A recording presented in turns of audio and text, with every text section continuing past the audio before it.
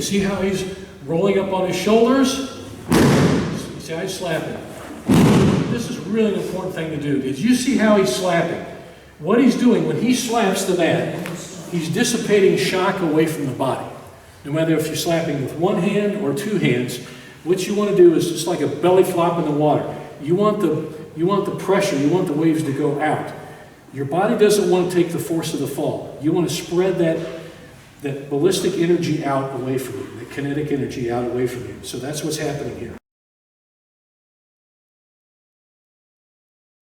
Judo is first and foremost, it's physical education. And every good physical education, every good form of physical education, there has to be some element of safety. And Judo is one of the foremost things ever invented in providing safety for its participants, and that's Ukemi. And it's a system of break falls and receiving the mat. There's the body taking a fall on the mat that has been going on, and it was initially developed by Jigoro Kano himself and developed through the years to where we have it now. And there are a number of different ways to do break falls. We'll call them break falls for like clarity here with our English language. But remember, it's Ukemi. It's more than just break falling. It's everything being prepared to receive the mat, everything you need to do. Think about this, and this is what I tell my new students whenever they start out with me and they learn their break falls, their Ukemi. What's the most important part? Now here's an analogy. You get into an airplane. You fly up and you're going to somewhere. Okay, what's the most important thing once you get in that airplane? Landing safely. Okay, same here. When you get thrown, when we're practicing, the most important thing for him, if he's my uke, my person receiving the technique, is for him to land safely. And me, it's incumbent upon me as the tori, the person performing the technique, I want to make sure he lands safely too. So it's a two-way street. It's not just on him to do the Ukemi, it's also me to help him do it properly by not cheap-shotting him, landing him on in practice, doing dirty stuff. We want to make sure, I always got to remember, it's his turn next to throw me. And I keep that in mind, that'll help me, we'll all do good Ukemi.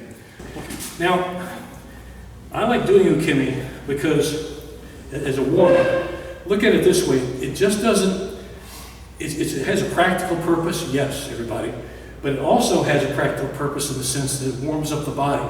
When you do Ukemi before a practice, his body is being prepared. He's preparing his body for the hard falls he will be taking in practice that night. Okay? So that's why you want to do Ukemi, not just for the sake of learning to take the falls safely, but also preparing your body physically to get ready.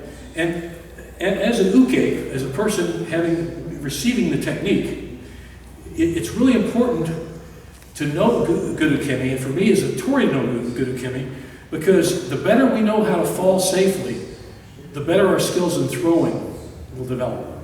And if I know that I can throw my partner, and he's not going to land on his arm or get hurt or crunched up, he's going to, my throws are going to develop better, and his will too. So that's why learning Ukemi is really important. So don't just, land any old way.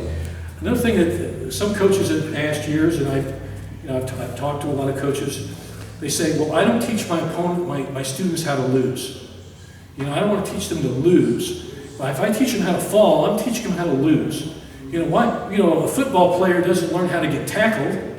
Well, no, he gets tackled anyway in practice, but remember, Judo just isn't a competitive sport, and even if it is a competitive sport, if we're doing randori, and I throw him and he sticks his arm out to avoid being thrown every time, he may get a pretty serious injury. I've seen these things happen in randori. I've seen them happen in competitions.